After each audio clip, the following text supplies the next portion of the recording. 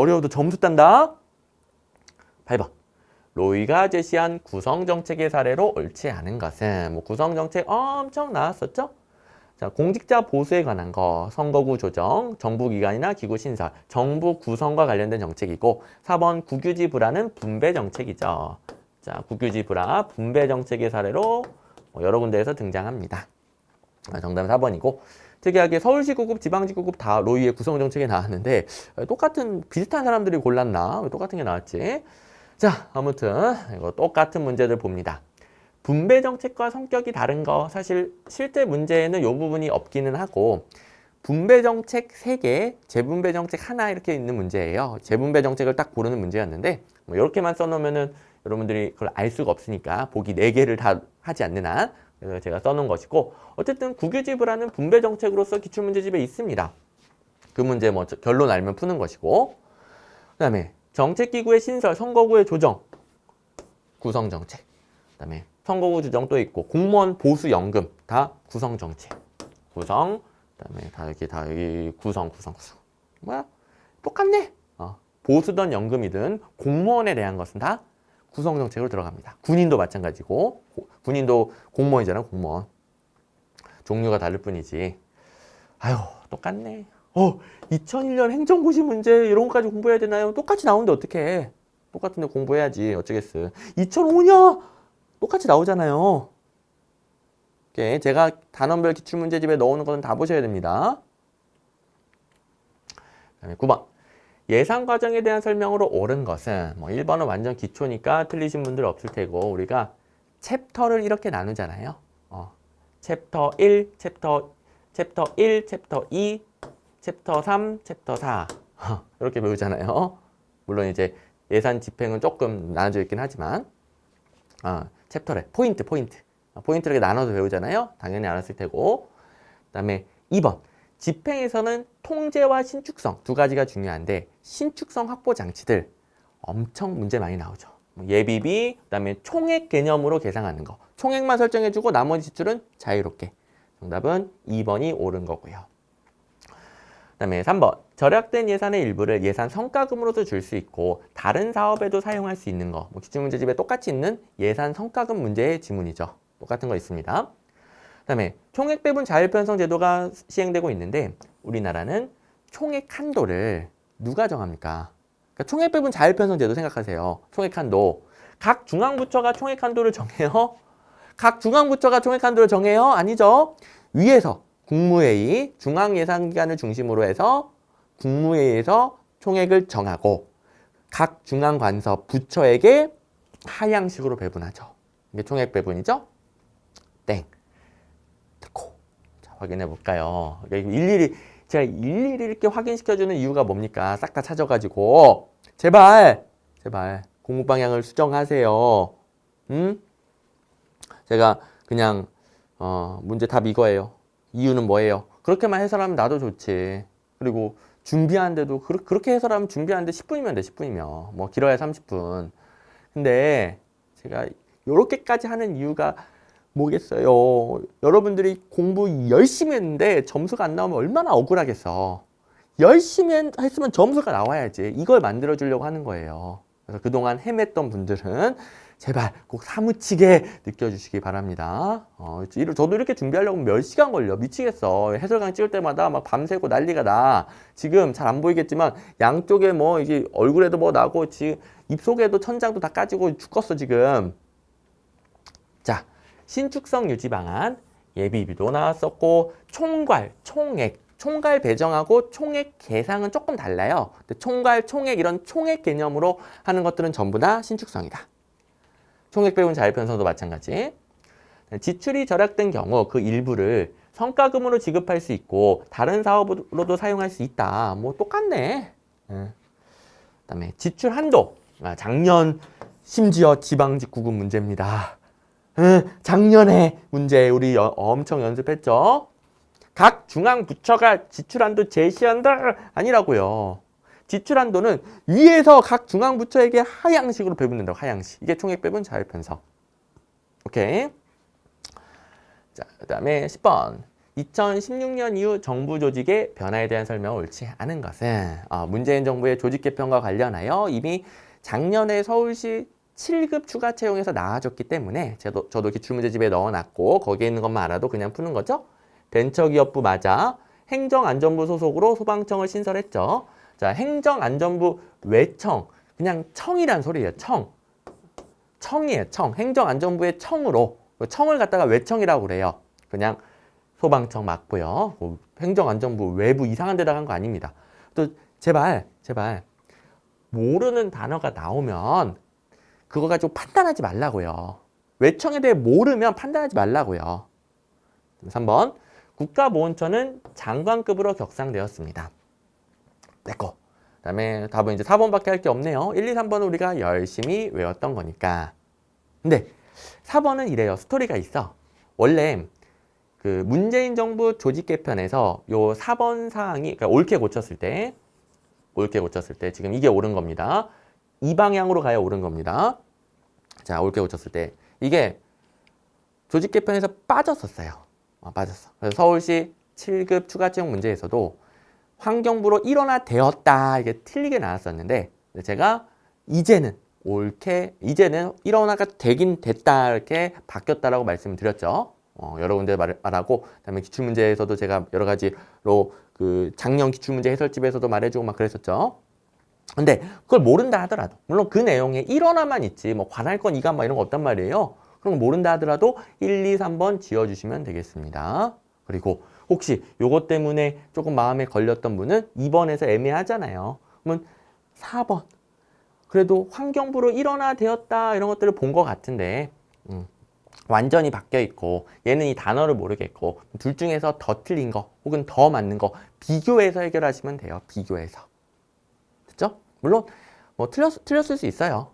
틀렸을 수 있지만 점점 문제풀이 테크닉을 이번 기회를 통해서 다듬어 가는 것이죠. 됐고. 자, 작년에 나와줘서 편하죠. 중소벤처기업부 있네. 그다음에 행정안전부 산하에 소방청 있고요. 여기서는 이 부분이 틀리기는 해요. 근데 소방청은 맞지. 행정안전부 산하에. 그다음에 국가보훈처 장관급 여기도 있네. 다 있었던 것이고. 그다음에 요게 이 출제 당시에는 틀린 선지였어요. 환경부가 물관리를 일원화한다. 이게 출제 당시에는 틀린 선지였는데 현재는 일원화되어 있다라고 제가 강의에서도 말했고 작년 기출문제 해설집에도 고쳐가지고 제가 해설집을 써드렸죠. 오케이.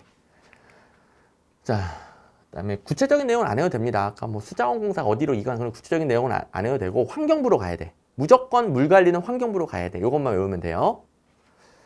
그다음에 11번 직업공무원제에 대한 설명을 옳지 않은 것은 뭐 직업공무원제 지겹게 나오죠.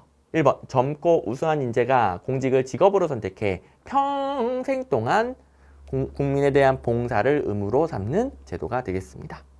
자, 평생 임용 원리, 평생 동안 일하면서 관리자로 키워나가죠. 그러려면 폐쇄적 임용 이런 게 필요해요. 그리고 일반 행정가주의가 필요합니다. 폐쇄적 임용, 일반 행정가주의, 강력한 신분 보장, 그 다음에 계급제. 오케이. 그 다음에 여기도 틀렸는데 폐쇄적 임용, 뭐 일반 행정가주의 이런 직업공무원제적인 성격은 같은 공무원들이 계속 간단 말이에요. 밑에서는 들어오지만 어쨌든 계속 똑같은 사람들이 가잖아요. 안 바뀌잖아. 안 바뀌게 되면은 어떤 집단이 폐쇄적이고 보수화될 가능성이 높아요. 자기들만 옳다고 생각할 수가 있죠. 그런 것들이 보수화예요. 보수화. 이거 틀렸습니다. 오케이. 그다음에 3번. 행정의 안정성을 확보할 수는 있죠. 계속 똑같은 사람들이 가니까. 그다음에 높은 수준의 행동 규범을 유지한다. 이것도 같은 사람들끼리 가면은 서로 규범을 공유할 거 아니에요. 그런 말이고. 4번. 승진 적체가 심화된다. 이게 안 바뀌어. 교체가 안 돼. 교체가 안 되니까 어떤 조직은 다 같이 이제 승진 잘 하는데 어떤 조직은 승진이 밀릴 수도 있죠. 안 바뀌어. 공무원들이 교체가 안 돼. 밑에선 계속 들어오고. 그래서 승진 적체가 심화되면서 직원들의 불만이 증가할 수도 있겠네. 예.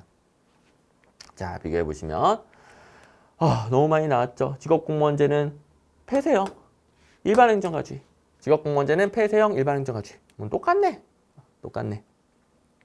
그리고 참고로 장기근무 장려하죠. 행정의 계속성과 일관성을 유지하기 위하여 폐쇄형과 일반행정가주의 이런 것들을 취하게 되는 것이죠. 그다음에 신행정학. 자, 신행정학 자주 나오죠? 1번. 신행정학은 미국의 사회문제 해결을 촉구한 반면 신행정학은 후기 행태론의 한 분파로서 1960년대 미국의 심각한 사회문제를 배경으로 합니다. 오케이. 그다음에 3번. 그래서 사회문제 해결을 위한 가치에 대한 연구를 하고요. 가치에 대한 연구는 규범적이고 처방적인 연구죠. 기술성을 추구한다고 하죠. 자, 사회 문제를 해결하기 위한 바람직한 해결 방안을 만들려면 가치 판단, 규범적인 거, 처방적인 게 필요합니다. 신행정학은 와일도, 그래서 후기 행태주의자 중에서 와일도, 와 이프 마리니, 와일도, 이스턴, 프레데릭슨, 마리니, 그 중에서 대표가 와일도죠. 와일도는 가끔 학자 이름 바꿔서 중요합니다. 미누브루크에는 뭐 중요한 거 아니고 그냥 쓱 보시고.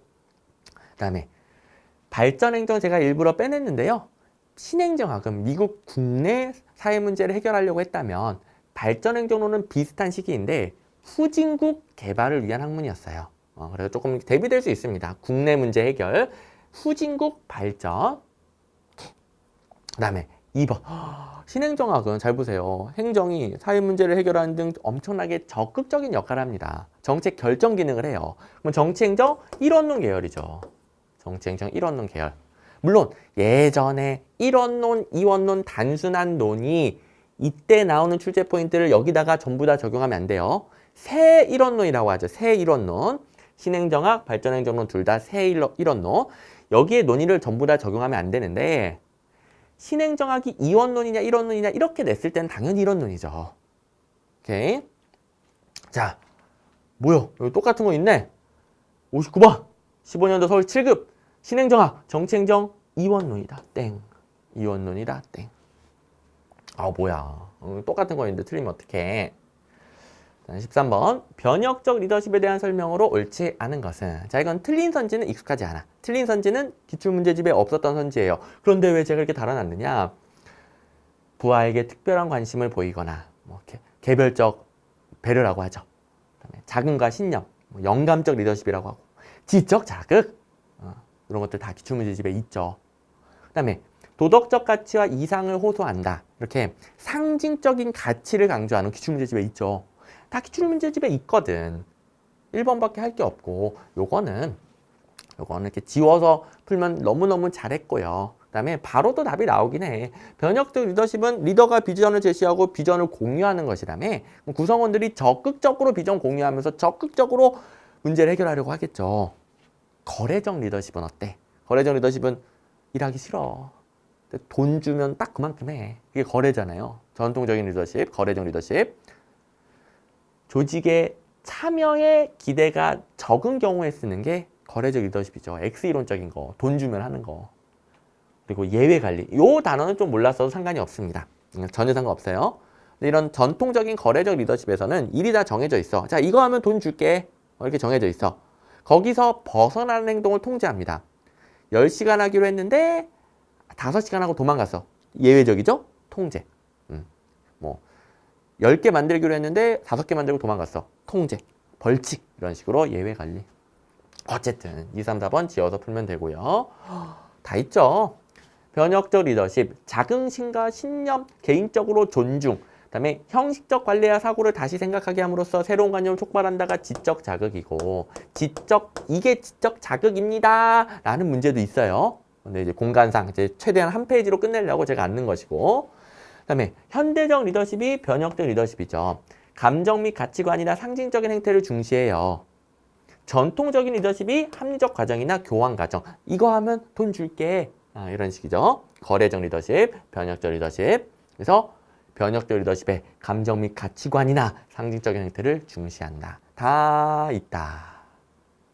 그 다음에 14번. 정책 결정 모형에 대한 설명으로 옳지 않은 것은. 뭐 여기서 좀 문장이 길어지다 보니까 낚시당한 분들이 좀 있는 것 같기는 해요. 특히 1번하고 2번이 살짝만 헷갈리죠? 근데 잘 읽어보시면 린드블룸과 같은 점중주의자들은 합리 모형을 비판했겠죠.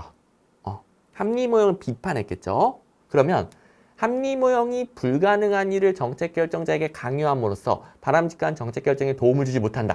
결론만 이것만 보면 되잖아요. 합리 모형이 비현실적인 것을 강요함으로써 현실적인 정책 결정에 도움을 주지 못한다. 이렇게 비판했겠죠? 그렇게 읽었으면 뭐 당연히 넘어가는 것인데 약간 읽다가 시험장에서 시간이 없으니까 좀 잘못 읽은 분들이 있는 것 같아. 합리 모형을 찬성하는 것처럼 읽은 분들이 있는 것 같아요. 어쨌든 1번 맞았고 2번 사이먼의 만족 모형은 합리 모형에 대해서 또 도전하는데 점중 모형도 그렇고 만족 모형도 그렇고 만족 모형의 초점은 인간의 합리성은 완전하지 않아. 왜? 인간에게는 인지 능력의 한계가 있기 때문에 인지 능력의 한계상 합리성은 제한돼. 이게 사이먼의 만족 모형이고요. 합리 모형에 대한 도전이죠. 4번 스타인브루너 맥주 이름인가? 몰라도 됩니다. 저도 모르는 사람이야. 몰라도 돼요. 사이버네틱스라는 개념을 만들었대. 근데 사이버네틱스는 뭐예요? 정보의 환류. 자, 사이버네틱스를 여러분들이 너무 어려워해. 근데 사이버네틱스는 정보의 환류라는 뜻밖에 없고요. 우리가 지금 사이버네틱스 모형적으로 공부하는 거예요. 만약에 합리 모형적으로 공부 시작 단계부터 합격하는 순간까지 가장 최선의 대안이 있다면 모든 사람이 그거 하고 모든 사람이 빨리빨리 점수 나오겠네. 근데 그게 없고 그다음 있더라도 심리적으로 저 못하겠어요. 저거 어떻게 뭐 이렇게 될 수도 있고 물론 제가 합격생들을 연구해서 최대한 합리적인 방안을 제시해 주죠. 근데 제가 제시해 준 방향 뭐 어떤 것들은 현실적으로 근데 그게 될까요? 이런 것들도 있긴 있죠. 어렵죠. 물론 해야 되지만 저는 당연히 현실적으로 불가능한 건 하지 말라고 합니다. 현실적인 것만 제시해 주시긴 해. 근데 어쨌든 이게 어렵단 말이야. 그래서 여러분들이 뭐 제가 알려주는 거 참고하더라도 조금 시행착오를 거치면서 이렇게 바꾸고 이렇게 하니까 점수 안 나오네 또 바꾸고 기본서 10회 독했는데 점수 똑같네. 기본서 버려야지. 이렇게 기출문제집 봐야지. 이렇게 바꿔나가는 거. 이게 이제 사이버네틱스 모형이란 말이에요. 그런데 여기서 어려운 게 뭐냐? 사이버네틱스를 하려면 정보를 환류하려면 변수가 너무 많으면 안 돼. 너무 많으면 안 돼요. 예를 들어 축구를 하는데 공격수가 1명인 게 좋아요? 5명인 게 좋아요? 공격수 너무 많으면 수비가 빵꾸 뚫리니까 공격수 줄여야 되겠다. 그래서 줄여. 근데 공격도 해야 되잖아. 공격수 늘려. 안 되는데 그러면 그 상대팀이 너무 수비가 탄탄하면 어떡하지? 공격수 늘려야 되나? 그다음에 그 날씨가 좀 구리면 공격수들이 지치겠죠. 늘려야 되나? 너무 많은 걸 고려하면은 환류가 안 돼. 그러니까 좀 한정적인 변수만 고려해서 핵심만 잡는 거죠. 그러니까 제가 제시해 주는 게 그 한정적인 변수 이게 가장 중요하니까 제발 이것부터 바꾸세요. 여러분들 여태까지 잘못 공부하고 헤맸으면은 제발 이 강의를 통해서 이것부터 잡으세요. 뭐 단원별 기출문제집에 있는 것부터 꼭 파악하세요. 결론을 암기하세요. 요거 이렇게 제가 변수를 한정해 주잖아요. 그래 여러분들이 더 빠르게 환류하고 더 빠르게 공부 방향을 제대로 잡아나갈 수 있으니까. 이게 사이버네틱스에서 한정적인 변수만 고려한다는 소리예요.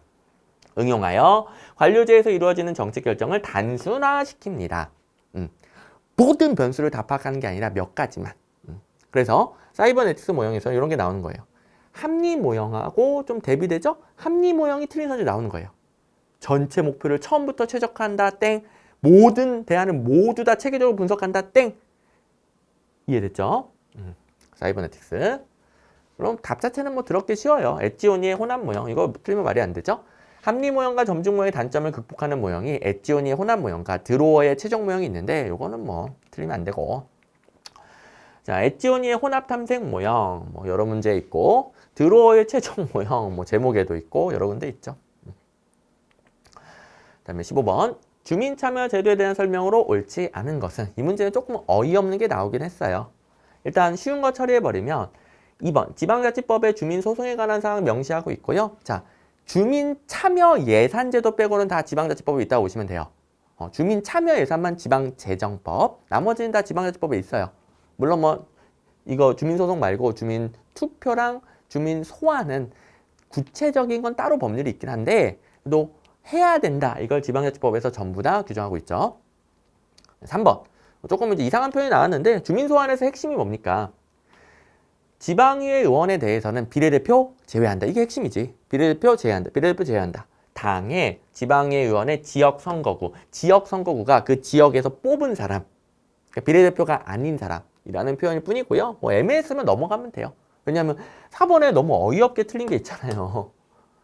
자, 주민투표뿐만 아니라 외국인뿐만 아니라 모든 주민참여제도는 19세예요. 모든 주민참여제도는 다 19세 이상 참여하는 거예요. 익숙하잖아요, 이거는. 기출문제에도 뭐 다 19세라고 적혀 있고. 그다음에 우리 고등학교 때 야한 거 왜 못 봐? 19세가 달려 있어서. 야한 영화 못 보잖아요. 19세라서. 이거 틀린 사람 없겠죠? 옛날에 내가 한 초딩 때인가 그때는 18세였던 것 같은데 19세로 바뀐 지 오래됐습니다. 선거권도 19세. 다 19세. 19금으로 외워주시면 되겠죠. 19금.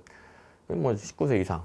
물론 이 문제는 여기 틀린 거고, 그 다음에 주민투표 아니고 감사청구긴 하지만 다 19세고. 19세. 뭐 조례, 재정 개표 청구도 19세. 전부 다 19세. 이건 틀린 사람이 없을 겁니다. 그 다음에 16번. 정책 변동 모형. 자, 우리 키워드를 다 연습했던 거죠. 신념체계, 정책 하유체계, 정책 지지 연합. 이거는 제가 어떻게 가르쳐줬어요? 맨날 이 두 가지 키워드가 나오니까 정책 지지 연합에서는 신념체계, 정책 하유체계, 신념체계, 정책 하유체계 이 두 가지 키워드 꼭 알아두자. 키워드만 알아도 그냥 푸는 문제. 그리고 추가적으로 얘는 사바티어가 정책 집행 중에서 통합적 모형을 제시한 건데 정책 집행 연구보다 더 중시했던 게 정책 학습과 정책 변동이라고 그랬습니다. 집행 연구보다 더 중요시한 게 학습과 변동. 그 과정에서 뭐 정책 중재자라는 개념이 있는데요. 이건 그렇게 중요하진 않습니다. 자, 비교해 볼까요? 정책 지지 연합, 정책 옹호 연합 똑같다라고 그랬고 신념 체계, 정책 하위 체계. 그다음에 정책 집행 과정보다는 초점이 정책 변화 또는 학습에 있었다. 다 챙겨주시면 되겠습니다. 똑같죠? 17번 내적 타당성에 대한 설명으로 옳지 않은 것은 자 2번 보시면 정책의 집행과 효과 사이에 인과관계가 뚜렷하니 이게 내적 타당성의 개념이 되겠죠? 그러면 이 인과관계를 제대로 평가했다. 그러면 내적 타당성이 있는 평가입니다. 근데 자 정책을 독립변수라고 하고 효과를 종속변수라고 하죠. 근데 정책 외에 다른 제3변수가 효과를 낼 수 있어요. 그런 거 갖다가 3변수 논의이고 허위변수나 혼란변수 이런 게 3변수의 대표적인 거죠. 제3변수를 배제할 수 있다면 내적 타당성을 높일 수 있겠네요. 요걸 이제 배제할 수 있다면은 이 둘 간의 정확한 인과관계를 파악할 수 있죠. 네, 4번 선발 요인이나 상실 요인 이런 것들도 내적 타당성 저해 요인이죠. 이런 것들을 통제하기 위해서는 내적 타당성을 높여야 되는데 내적 타당성이 가장 높은 방법은 진실험이에요. 진실험. 자, 진실험 뭔 말인지 더럽게 어려워요. 하지만 이건 외워야 돼. 진실험 뭔지 모르겠지만 내적 타당성이 가장 높다. 결론 외우라고. 결론 외우면 푼단 말이야. 진실험 내적 타당성이 가장 높다. 그리고 진실험 무작위 배정한다. 진실험 무작위 배정. 진실험 무작위 배정.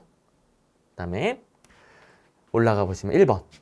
내적 타당성 저해 요인이 나타난다. 이 말은 내적 타당성이 떨어진다는 소리예요. 떨어진다. 진실험이 내적 타당성 가장 높다니까. 결론 알면 그냥 푸는 거란 말이에요. 됐죠? 진실험, 준실험, 비실험 있죠. 근데 진실험이 내적 타당성 가장 높다. 외적 타당성은 가장 낮다. 실행 가능성 가장 낮다. 그 다음에 사전 측정 이건 뭐냐? 준실험 방법인데 준실험 설계는 무작위 배정이 현실적으로 안 될 때, 그러니까 무작위 배정을 통해서 통제 집단과 실험 집단의 동질성을 확보하는데 현실적으로 이게 안 되잖아요. 그래서 여러 가지 기법들을 써. 여러 가지 기법 중에 하나가 사전 측정을 통해서 점수를 매긴 다음에 뭐 점수 비슷한 사람들끼리 짝지어서 배정을 하는 거예요. 뭐 이런 배정 방법이 있죠. 이게 비동질적 통제 집단 설계라고 하는데 몰라도 돼요. 몰라도 되고 요 부분 준실험인지 몰라도 됩니다. 괜찮아요. 괜찮아. 그냥 보충 설명 드렸을 뿐이고 그냥 궁금하면 그냥 해설 읽어보시고요. 몰라야 되는 부분이에요. 여기에 답 나오잖아. 어마어마하게 어렵지만 내적 타당성 진실험이 가장 높다. 이거 알면 푸는 거잖아요. 이런 문제 더럽게 많고요. 내적 타당도 가장 높은 거 진실험, 준실험이 아니라 진실험. 너무 많이 나왔던 문제. 또 결론만 알면 푸는 문제. 18번 공무원의 근무 성적 평정. 이것도 좀 어이없는 문제였는데 근무 실적, 직무 수행 능력, 적성, 근무 태도 등등등 뭐 다양한 것들을 평가하죠.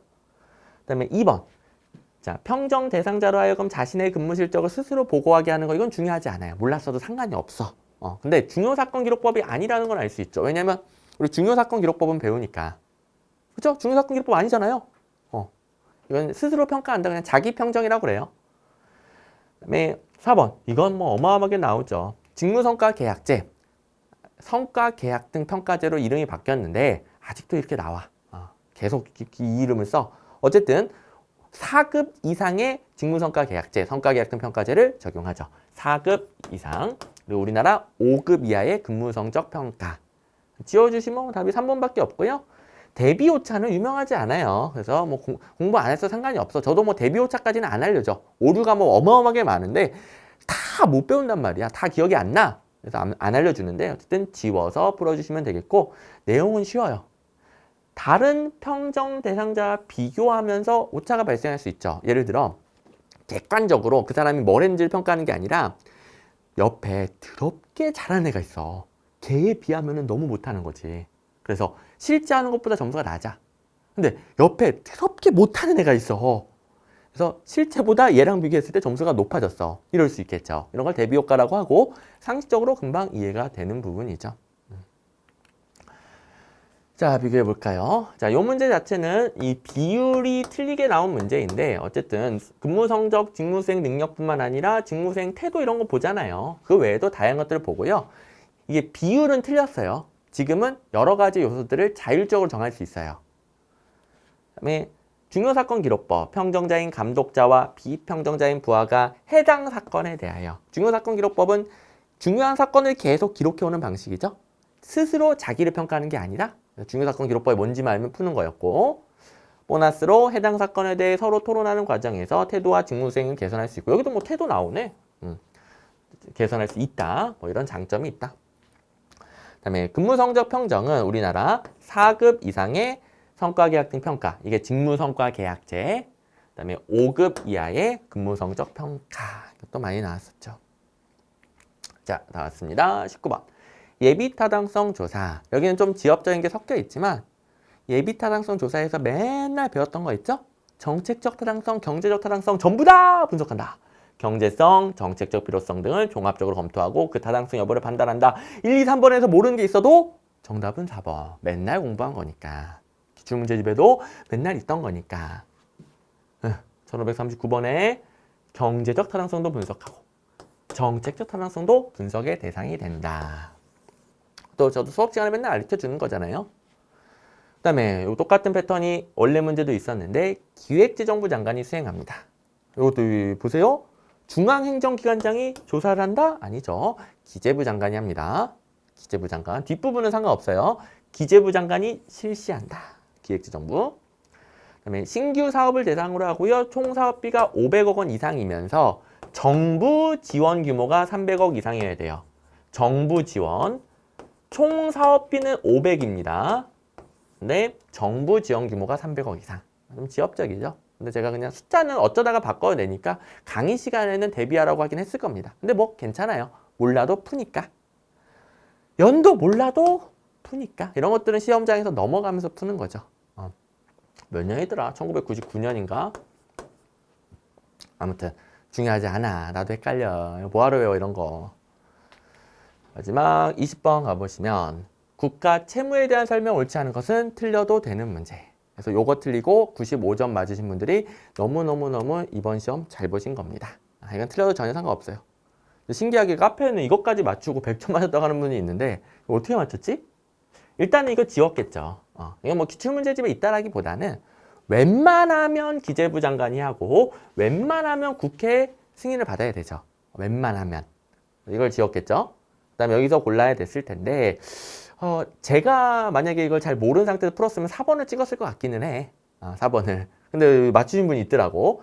국채의 종류에 국고채, 재정증권 뭔지 모릅니다. 이런 것도 있대요. 제가 뭐 해설에다가 국고채랑 재정증권이랑 외평채라고 외환 평형을 위한 채권 있고 뭐더라 또 하나 더 있는데 네 종류 이렇게 써놨는데요. 안 해도 돼요. 저도 잘 몰라.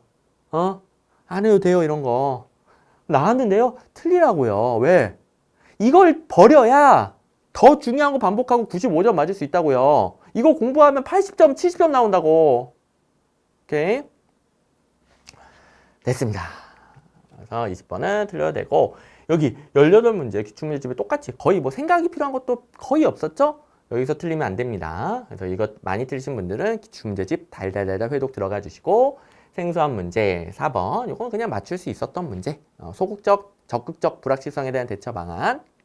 그 다음에 이거는 틀려도 전혀 상관없고, 선지 1, 2만 참고하는 게 뭐냐면, 웬만하면 국가재정은 기재부 장관이 하고, 지방재정은 행안부 장관이 하고, 웬만하면 국회 제출한다. 이런 것들은 뭔가 통밥이 생긴단 말이에요. 요걸 이제 참고하라는 소리가 됩니다. 그럼 정답률이 50% 되죠? 그분도 만약에 생각 없이 50%에서 찍었으면은 100점 맞은 분도 찍었을 때 이제 맞출 가능성이 높을 거예요. 어쨌든 50%까지 올려놨으니까. 오케이. 됐습니다. 자, 이번 기회를 통하여 여러분들 빨리 점수 따려면 뭐부터 결론을 외워야 되는지 확실하게 각인됐을 것으로 제발 믿습니다. 제발. 제발. 제가 여러분들이 얼마나 안타깝겠어요. 저도 수험생활 다 겪어봤고 시험을 쳐봤고 저는 이렇게 알려주는 사람이 없어서 온갖 시행착오를 몇 년 동안 제 스스로 다 거쳤어. 그러니까 그걸 안 겪게 해주려고 이렇게 피토하면서 말하는 거예요. 응? 제가 합격하고 나서 깨달은 것들을 또 수많은 합격생들 그리고 장수생들 보면서 그대로 알려주는 겁니다. 지금 합격할 실력이 안 돼서 겪어보지 않아서 아직 어색하고 자기가 했던 거랑 안 맞고 그렇게 느끼는 분들이 있을 거 아니에요. 근데 제가 알려주는 건 온갖 시행착오 겪으면서 합격한 사람들 것을 알려주는 거예요. 공짜로. 그 사람들이 몇 년치의 노력을 공짜로 알려주는 거예요. 제발 똑같은 시행착오 뭐하러 겪습니까? 제가 공부 방향 정해준 대로 앞으로 잘 수정해서 다음 시험에는 공부 별로 안 해도 바로바로 점수로 연결되는 이런 가성비 높은 공부를 하시기 바랍니다. 자, 화이팅 하시고요. 다음 시험에는 더 좋은 결과 있으시길 바랍니다. 고생하셨습니다.